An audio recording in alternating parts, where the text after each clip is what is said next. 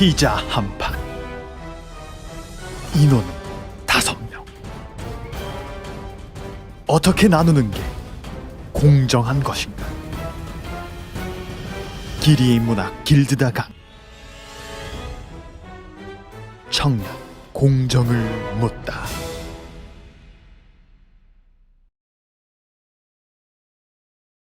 안녕하세요.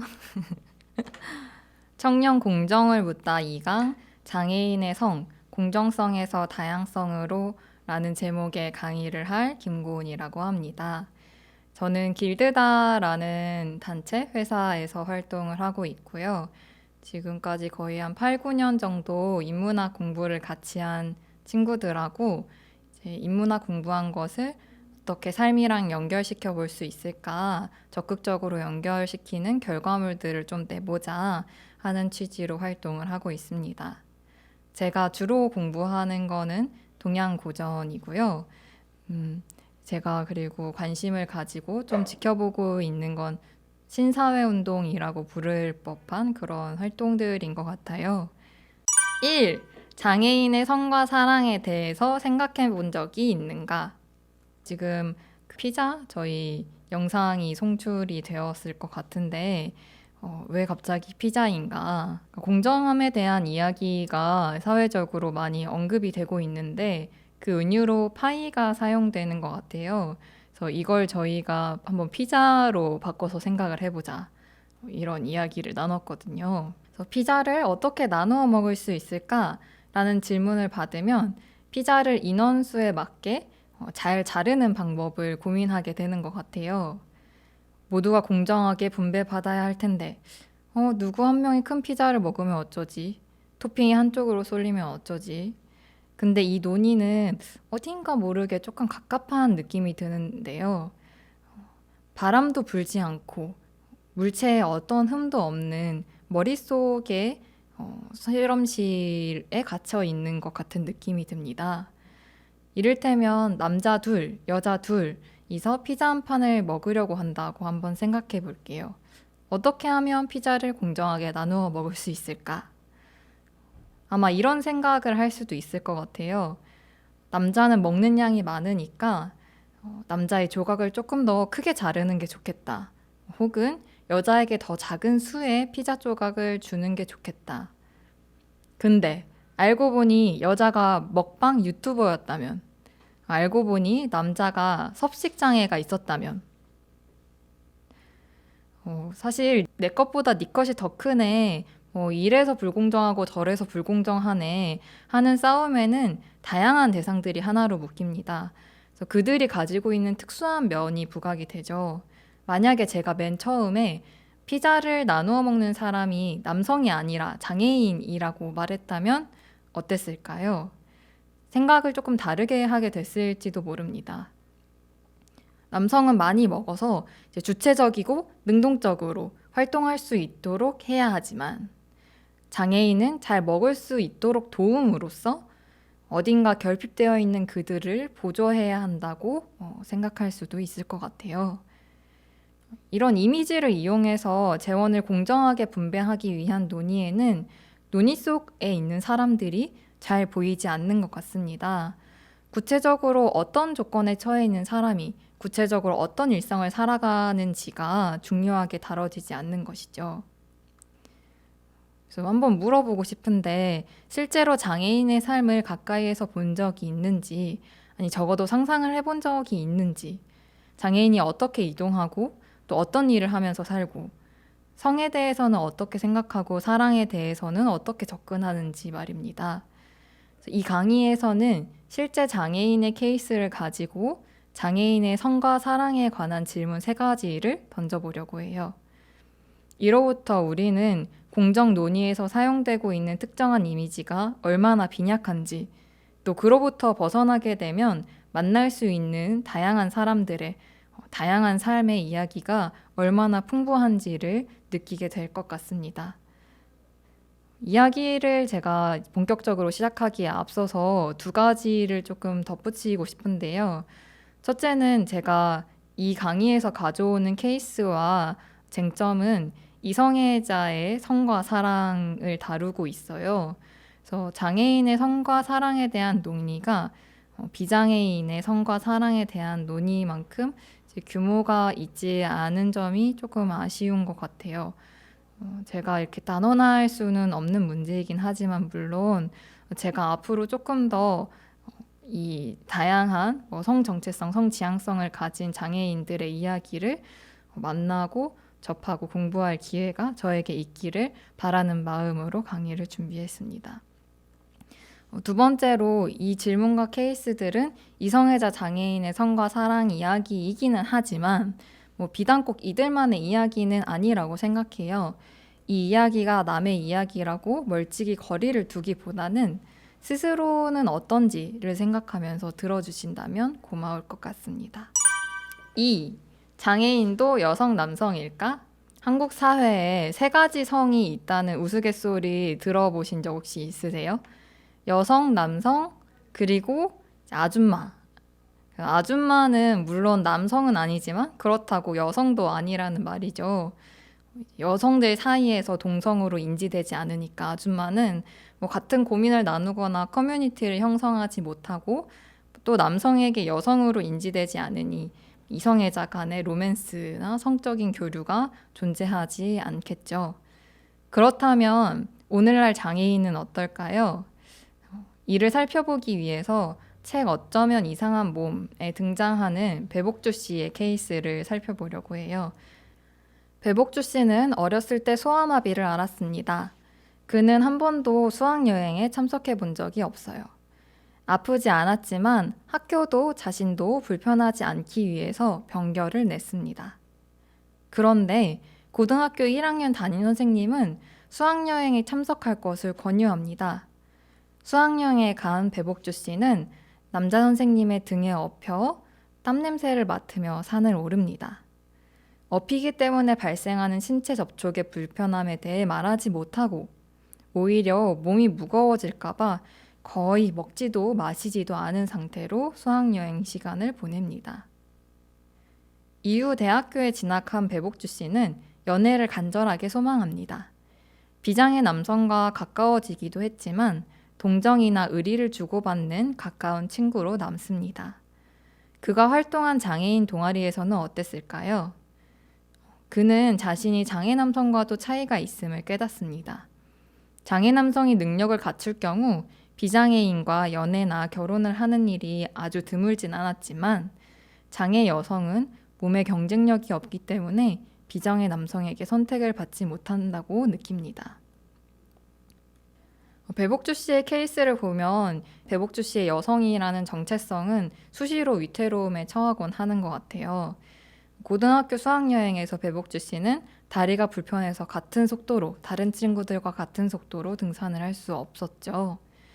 그런 그를 고려해가지고 이제 프로그램이 짜이지 않았음은 물론이고 배복주 씨에게 남성 교사 등에 업힐 것이냐는 의사도 묻지 않습니다.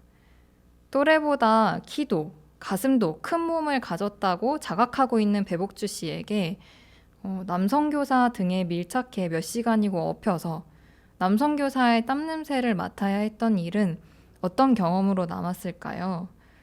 또 비장애 남성에게는 물론이고 장애 남성에게까지 연애 상대가 될 수 없어하는 박탈감을 대학 시절 내내 느꼈었던 일은 배복주 씨가 스스로를 어떤 존재라고 느끼게 했을까요?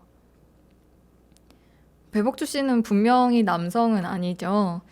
근데 그렇다고 여성으로 여겨지지도 않았었던 대학생 때까지의 배복주 씨는 이성애자 여성이 하는 연애 결혼 문화에 접근하지 못할 가능성이 높은 것 같아요. 장애 여성이 이제 비장애 남성하고 성사랑의 어떤 로맨틱한 관계를 맺는 일이 희귀하며 또 평생 독신으로 살게 될지도 모른다는 두려움을 갖는 것이 그렇게 드문 일은 아니라고 합니다. 그러니까 배복주 씨만의 일은 또 아니라고 해요. 근데 장애인은 연애 결혼처럼 주체성이 요구되는 문화에서는 여성, 남성으로 호명되지는 않지만 또 거꾸로 주체성이 박탈당하는 성희롱, 성폭력과 같은 사건에서는 여성, 남성으로 호명을 당하기도 하죠. 장애인은 여성, 남성일까요? 여성, 남성이 아닐까요?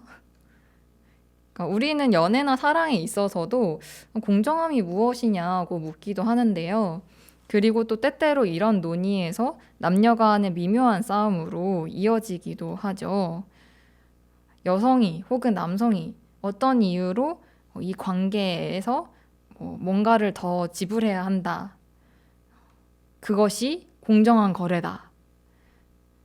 그러나 장애인과 같이 여성 혹은 남성으로 대해지지 않는 존재가 있다는 사실을 상기하는 것만으로도 이 논의는 이전하고는 같은 방식으로 진행될 수 없게 됩니다. 무엇이 여성인가? 무엇이 남성인가? 우리가 생각하고 있는 연애나 결혼은 무엇이며 그 안에서 공정을 묻는다는 것은 또 어떤 의미일까? 3. 장애인의 몸은 아름다울 수 있을까? 두 번째 질문은 몸에 관한 질문이에요. 사랑과 성에 관한 논의에 있어서 신체와 얼굴은 빼놓을 수 없죠. 사람마다 취향은 조금씩 다르겠지만 흔히 여성적이라고 혹은 남성적이라고 일컬어지는 몸들이 있습니다. 여성의 경우에는 아주 말라서 뼈가 잘 보이는 몸, 혹은 가슴이나 엉덩이 같은 어떤 여성 심볼에 살이 붙어서 볼륨감이 있어 보이는 경우가 그렇습니다. 누군가는 더 가냘픈 몸이 워너비라고 말하고 또 누군가는 섹시한 몸을 만들기 위해서 운동을 하기도 합니다. 그런데 어떤 누군가는 이러한 여성적인 아름다운 몸에 접근하는 것 자체가 불가능해 보이기도 합니다. 배복주 씨가 여성이지만 여성으로 호명받지 못했던 것처럼 장애인은 몸의 아름다움에 대해 이야기하기 전에 그들이 가진 몸이 정말 온전한지 의심받기 때문입니다. 여기서 살펴볼 케이스는 대만 사람의 이야기입니다. 샤오이 씨는 사랑을 말할 때 우리가 등장하지 않았던 이야기들에 등장합니다. 나이 19에 대형 트럭이 하반신을 누르고 지나가는 바람에 골반과 아래쪽 장기는 물론이고 갈비뼈와 등뼈까지 크게 짓눌립니다. 많은 낯선 것들에 의해 겁을 먹은 샤오이 씨는 자신의 옆에 있어주는 선배와 연애를 시작합니다. 연애는 달달했지만 주변의 시선으로 인한 스트레스는 만만치 않았습니다. 샤오이 씨가 노력해서 바닥 쓸고 닦기와 세탁하기 등을 혼자 배워나갈 때 대단하다고 말하는 사람이 없었는데 선배는 가방을 들어주기만 해도 박수갈채를 받았습니다. 샤오이 씨는 의아합니다. 우리는 그저 연애를 할 뿐인데 왜 남들은 언제나 선배가 대단하다고 입이 닳도록 칭찬하는 걸까요?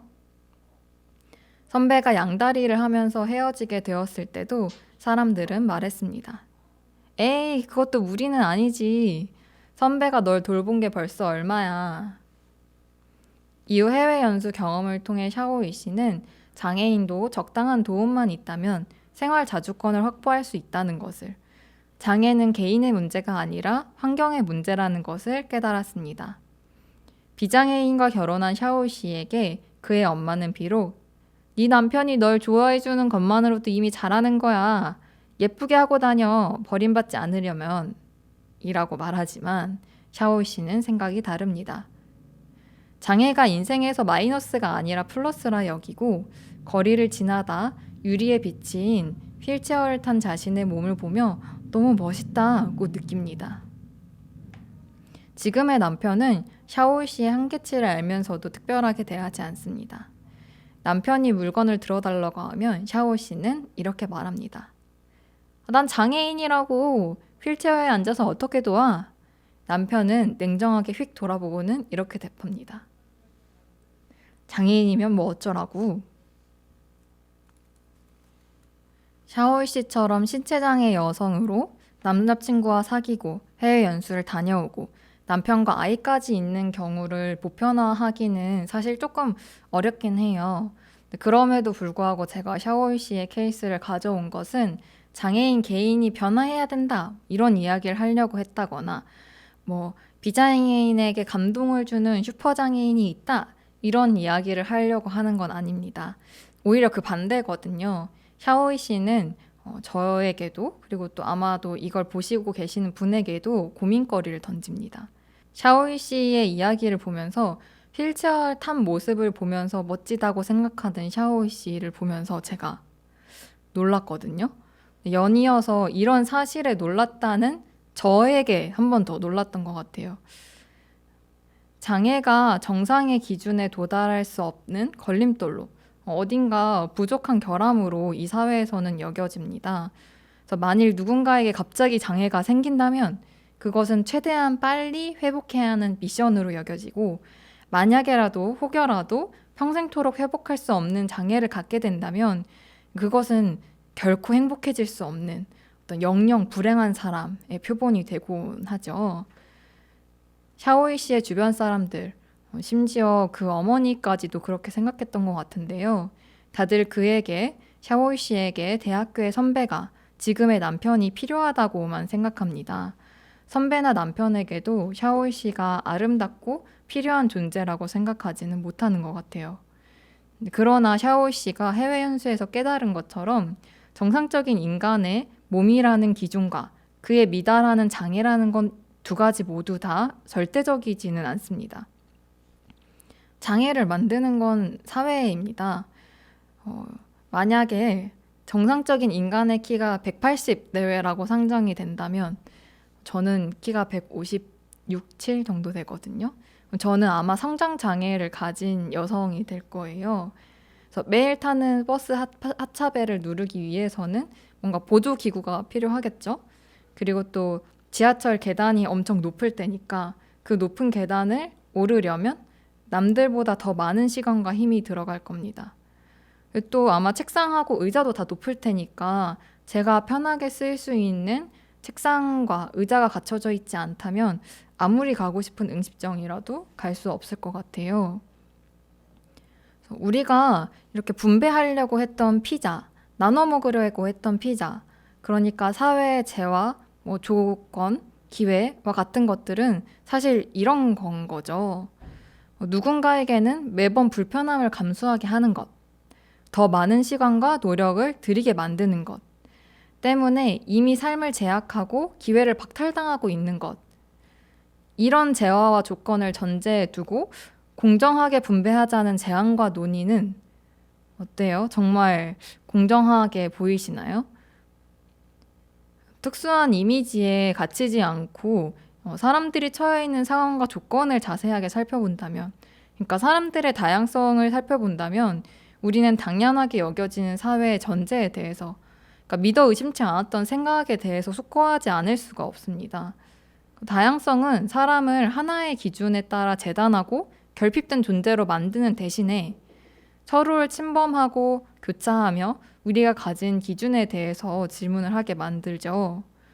과연 누가, 어떤 몸을 가진 사람이 아름다울 수 있는가? 장애인뿐만 아니라 우리 모두에게 해당되는 질문인 것 같아요. 길드다에서 장애인의 성과 사랑을 주제로 세미나를 진행한 적이 있습니다.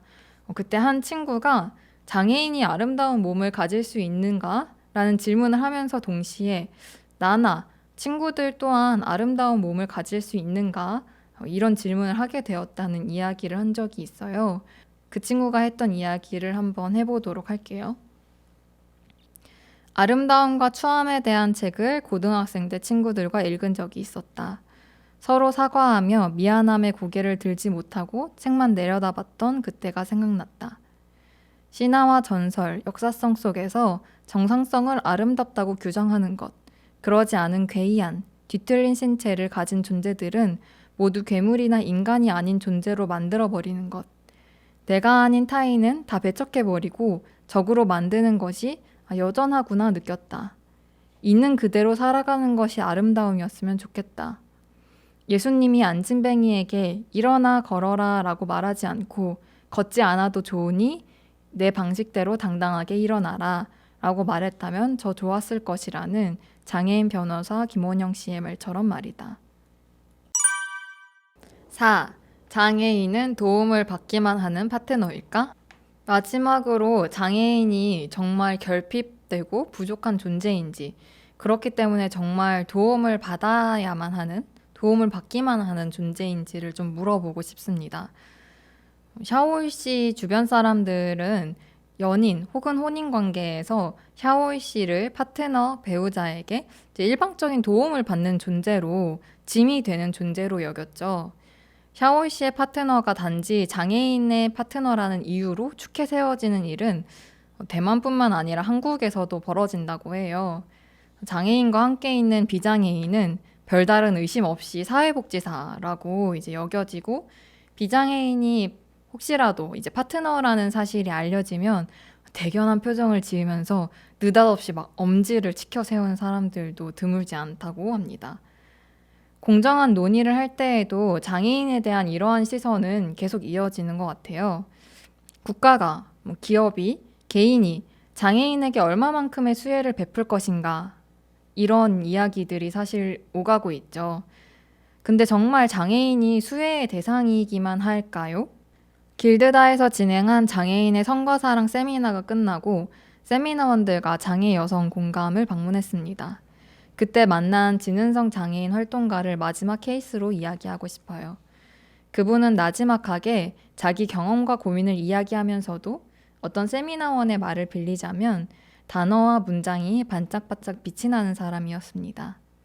제가 진은선 씨의 말을 잘 살릴 수는 없겠지만 그럼에도 여기서 그가 나눠준 반짝이는 이야기를 공유해보고 싶습니다. 진은선 씨는 휠체어를 탑니다.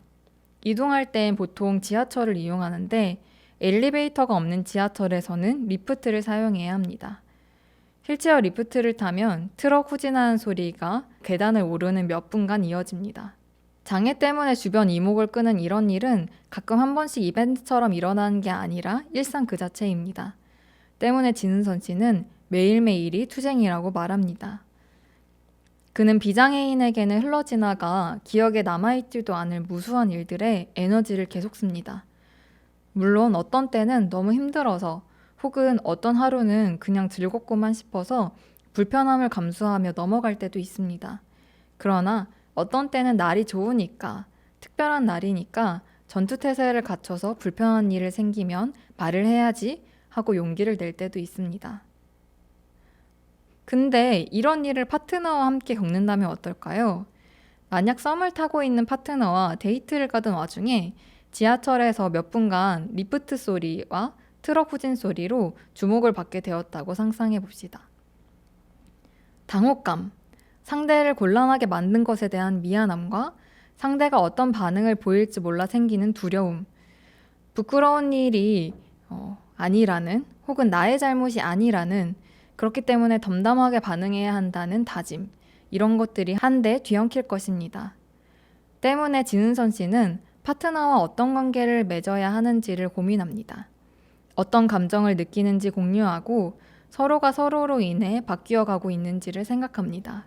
일상이 그러한 것처럼 장애인과 그 파트너가 관계를 맺는 일 역시 투쟁의 연속입니다. 진은선 씨의 이야기를 보면 사실 당연하게도 진은선 씨는 수동적인 사람이 아니죠. 이 사람은, 진은선 씨는 장애인으로서 겪는 무수한 불편함에 대해서 생각하는 사람이고, 때로는 힘을 뺐다가 때로는 용기를 내는 방식으로 불편함에 관해서 행동하는 사람입니다. 그리고 동시에 진은성 씨는 수동적인 파트너도 아니에요. 오히려 이 사람은 누구보다 치열하게 로맨틱한 관계를 맺는 사람입니다. 어쩌면 타인과의 연결, 혹은 관계에 대해서 고민하는 일은 누군가한테는 좋은 상대를 만나게 되면 하게 되는 그냥 멋진 일 중에 하나일지도 모르겠어요. 그러나 진은선 씨한테는 이러한 관계가 연애의 필요 충분 조건입니다. 진은선 씨는 일상을 살아가면서 어떤 불편함을 느끼는지 이야기를 나누고, 그것이 서로를 감화시키고 변화시킬 수 있을 때에만 이 비장애인 중심의 사회에서 어떤 그 딥한 관계를 지속할 수 있기 때문이에요. 진은선 씨가 장애인으로서 파트너와 함께하기 위해 했던 생각은 자연스럽게 누군가와 어떻게 연결될 수 있는지, 고립된 나로부터 벗어나서 누군가와 관계를 맺는다는 것은 무엇일지로까지 이어졌습니다. 진은선 씨에게 파트너와 함께한다는 것은 아마 이런 의미일 거예요. 익숙했던 나의 배치에서 벗어나 상대의 배치로 들어가 보는 것, 거기서 발생하는 불편함과 어려움을 충분히 공유하는 것, 그래서 완고한 자기 자신으로부터 한 발 떨어져 나와서 나와 더 넓은 세상을 만나는 것. 그럼으로써 자신의 삶을 확장해 나가고 생동하도록 하는 것. 이것은 진은선 씨가 터득하게 된 연애에 관한 지혜, 아니 삶에 관한 지혜인 것 같습니다. 사회의 정상성이라고 불리는 기준에 미달했을 때 그게 그때 생긴다고 이제 일컬어지는 부족과 결핍이 곧 무능력이나 수동성과 같은 뜻은 같은 단어는 아니에요. 오히려 장애인은 정상성과 거리가 있기 때문에 그 기준이 만들어내는 환상을 더 잘 알아차릴 수도 있습니다. 그리고 환상 밖의 진짜 삶, 다들 어딘가 조금 부족한 상태로 살아가야만 하는 삶 속의 지혜를 터득합니다. 그러니까 이런 지혜는 다르게 경험하고 비틀어 생각하고 더 시도할 수밖에 없었던 상황으로부터 기인하죠. 때문에 당연하게도 이 지혜는 장애인의 삶에만 국한되진 않습니다. 우리는 모두 다들 조금은 부족한 상태로 살아가기 때문입니다. 정상성이라는 기준 밖에 우리 각자의 삶이 있는 건 거죠. 당연한 것을 비틀어 볼 때 우리는 더 많은 이야기를 나눌 수 있습니다. 남들이 보지 못하는 것을 보고, 남들이 개의치 않는 것에 대해 고민하고, 남들이 신경 쓰지 않는 부분까지 체크하면서 에너지를 쏟는 사람을 보통은 뭐라고 부르나요? 되게 그런 사람들을 스승, 선도자, 리더, 듬직한 동료라고 부르지는 않나요? 그런데 왜 우리는 장애인을 그렇게 부르기는커녕 부족하기 때문에 일방적인 수혜가 필요한 사람이라고 생각을 할까요? 장애인은 정말 공정 논의의 주체가 될 수 없는 사람일까요? 누군가는 특별한 방법을 사용하지 않더라도 그가 가진 능력과 지혜가 돋보이지만 누군가는 특별한 방법을 사용하려고 해보아도 그가 가진 능력과 지혜가 감추어집니다. 공정의 주체들은 정말 공정하게 논의에 참여를 할 수 있을까요? 공정을 논의하는 주체는 누구일까요? 공정에 대한 논의는 정말 공정하게 진행되고 있을까요? 5. 더 풍성한 논의의 장으로. 이제 이야기를 마무리할 때가 됐습니다. 장애인의 성과 사랑에 관련된 문제는 우리한테 익숙해져 있기 때문에 의심하지 않고 있었던 생각에 새로운 시야를 제공해 주기도 하고 익숙하지 않은 생각의 방식이나 존재의 방식으로부터 나오는 지혜를 주기도 합니다. 이 강의에서는 장애인의 성과 사랑에 관한 케이스 3가지를 살펴봄으로써 다음과 같은 질문들을 던졌습니다. 첫째, 장애인도 여성, 남성일까? 둘째, 장애인의 몸도 아름다울 수 있을까? 셋째, 장애인은 도움을 받기만 하는 파트너일까? 이 3가지 질문에는 모두 쉽게 답을 할 수가 없어요. 그렇기 때문에 이 질문은 우리를 더 근본적이고 풍부한 논의의 장으로 데려가 줍니다. 여성과 남성은 뭔가? 이성애자 간의 연애와 결혼에 대해서 공정을 논한다는 것은 무슨 의미일까? 아름다운 몸을 갖는다는 건 가능할까? 공정 논의를 통해 배분하고자 하는 재화, 기회, 조건 같은 것들은 정말 공정하게 구축되어 있는가? 공정 논의에 참여하는 주체는 누구인가? 공정 논의는 정말로 공정한가? 이런 질문들은 우리에게 피자를 나누는 방법에 대해서, 그러니까 공정함에 대해서 다시 묻게 합니다. 현실에서는 꼬다리를 더 좋아하는 사람이 있을 수도 있죠. 혹은 평소에 풍족하게 먹기 때문에 배가 덜 고픈 사람이 있을 수도 있습니다. 또 지구를 생각하면서 소식을 하거나 세모난 모양의 피자를 먹기 힘들어하는 사람, 논의할 때 구어가 불편한 사람이 있을 수도 있습니다. 사람들의 다양성을 인정하고 포착하려고 노력할 때 우리는 내 것이 더 크네, 네 것이 더 크네, 이래서 저래서 불공정하네 하는 싸움으로 번지지 않고도 음식의 취향, 개인의 조건, 또 환경과 음식 간의 관계, 의사소통의 방법 등에 대한 풍성한 논의로까지 나아갈 수 있을 것입니다. 저는 그럴 수 있기를 바랍니다.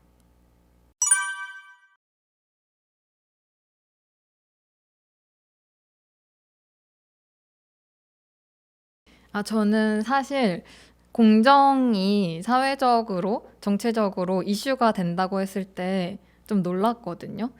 그래서 공정하지 않다. 이 말은 제가 고등학생 때 한참 들었었던 말이에요. 그래서 마이클 샌델의 정의란 무엇인가가 대대적으로 유행했던 게 기억이 납니다. 그래서 그 책을 읽고 독후감을 쓰는 게 철학 수업 시간의 숙제였었거든요. 그래서 언젠가부터 이제 우리 또래 사이에서는 금수저와 흑수저가 나누어져 있다. 또 개천에서 용이 나기 어렵다. 노동과 월급만으로는 이제 계층 상승, 신분 상승을 꿈꿀 수 없다. 이것이 사실 기정사실화가 되어 있는 것 같아요. 복권을 사지 않거나 재테크를 하지 않는, 재테크에 관심을 기울이지 않는 청년이 과연 얼마나 될까 그런 생각도 좀 드는데요. 근데 이 와중에 다시 공정하지 않다는 외침이 이슈가 되는 것이 저의 경험으로는 조금은 의아하게 느껴졌던 것 같아요. 지금 이 외침이 들리는 건 왜일까? 이 외침은 10년 전에 들었던 것과 같은 것일까? 그래서 저는 이걸 조금 더 살펴보고 싶다는 생각을 우선은 하게 됐었고요. 그래서 공정에 관한 논의를 간단하게 정리하기는 어렵지만 제가 느끼기에 공정은 양적인 공정을 의미하는 것처럼 느껴져요. 그러니까 주어진 재화를 어떻게 균등한 양으로 사람들에게 분배할 것인가의 문제처럼 느껴진다는 말이거든요. 양적으로 이제 공정하게 분배하겠다는 논점은 많은 것들을 의심하지 않고 전제로 당연하게 여기게 되는 것 같아요. 양적으로 나눌 수 있는 재화가 이미 공정하다는 전제가, 그래서 양적으로 분배할 주체가 이미 공정하게 존재한다는 전제가 깔려 있는 건 거죠. 네, 이러한 전제에 대해서 의심하지 않는 것이 정말 공정이라면, 그거는 적어도 제가 추구하고 싶은 공정은 아닌 것 같아요. 그래서 오히려 살펴봐야 하는 거는 그런 질적인 층위는 아닐까? 이런 재화를, 뭐 조건을, 기회를 우리는 재화라고, 나눠야 될 재화라고 부르는데, 이 재화에는 어떤 전제가 깔려 있는지 조금 파헤쳐 볼 필요가 있지는 않을까? 사회에 층층이 쌓여 있는 뭐 가정, 고정관념, 기준 같은 것들 말이죠. 정말 공정에 관한 논의가 공정한가? 하고 좀 물어볼 수 있어야 되는 게 아닌가? 그래서 근데 그 중에서도 이제 제가 장애인을 가지고 온 건 장애인이 저희 사회에서 어떤 전제들을 의심하게 하는 가장 가까운 존재라고 저는 느꼈어요. 물론 장애인이 거리에서 잘 보이지 않고 또 친밀한 관계를 형성할 수 있는 기회가 많이 적기는 하죠. 이런 거는 사실이 맞는데, 그럼에도 제가 가까운 존재라고 장애인을 이야기한 것은 인간이라면, 태어났다 죽는 어떤 생명이라면 장애 자체가 낯설지 않은 개념이기 때문인 것 같아요. 우리는 느리던 빠르던 장애를 갖게 됩니다. 그래서 누군가는 어려서부터 눈의 노화가 시작되어서 안경을 쓰죠. 저도 안경이 있는데요. 네, 시력 장애를 겪고, 또 누군가는 나이가 들어서 이제 노화가 돼서 기억 장애를 갖게 되죠.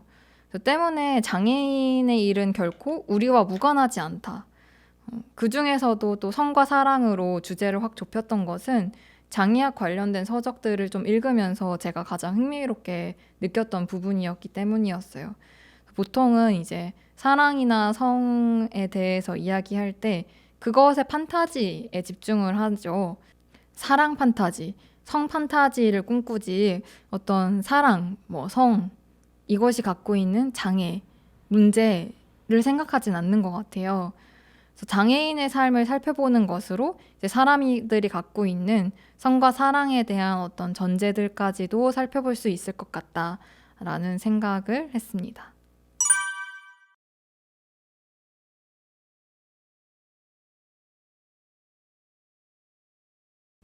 네. 저는 당연히 그렇다고 생각합니다. 이제 최근에 정동정치라는 책에서 자폐장애를 새롭게 해석하려는 부분을 좀 재미있게 읽었어요.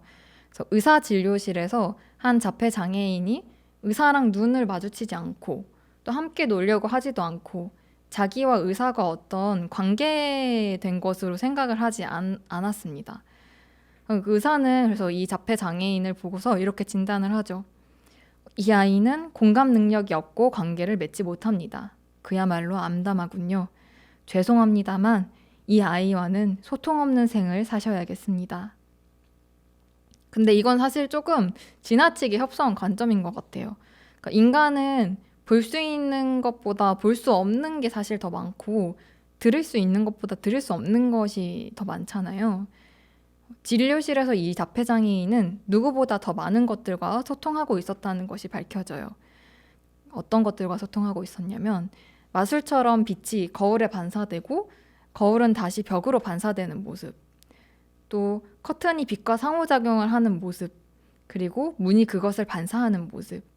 이제 이 사람은 장난감이 빛의 움직임처럼 재밌게 느껴지지 않았기 때문에 이제 장난감하고 놀기를 거절했을 뿐이고, 또 빛의 움직임만큼 의사와의 대화가 재밌지 않았기 때문에 대꾸하지 않았을 뿐이었던 거죠.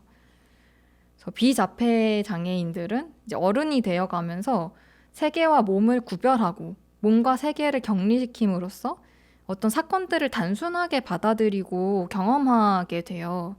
그래서 사건이 되게 협소해지는데, 반면 자폐장애인 같은 경우는 어린 아이처럼 자신의 몸이 어디서부터 시작해가지고 어디에서 끝나는지 그런 실질적인 감각이 없다고 해요. 그렇기 때문에 사건은 절대 단순화될 수가 없고 자신의 몸의 사건을 이제 한계 지어두지도 않게 되는 거죠.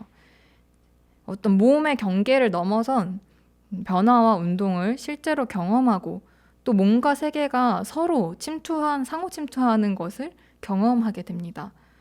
즉 자폐장애는 몸과 세계 그 사이 어딘가에서 이제 살고 공명할 줄 아는 지혜를 가졌다고 말을 할 수도 있지 않을까요? 네, 장애인의 성 공정성에서 다양성으로 이야기를 했던 길드다의 김고은이었습니다. 이 이야기가 사실은 조금 빈약할 수도 있고 어딘가 또 새로운 논쟁 지점을 가지고 올 수도 있을 것 같아요. 저는 언제나 환영이니까요. 혹시라도 뭔가 더 하고 싶은 이야기들이 있으시다면 댓글로 남겨주시고 또 저에게 새로운 공부의 기회를 주실 수 있으면 좋을 것 같습니다. 네, 그럼 이상으로 마치도록 하겠습니다. 감사합니다. 안녕.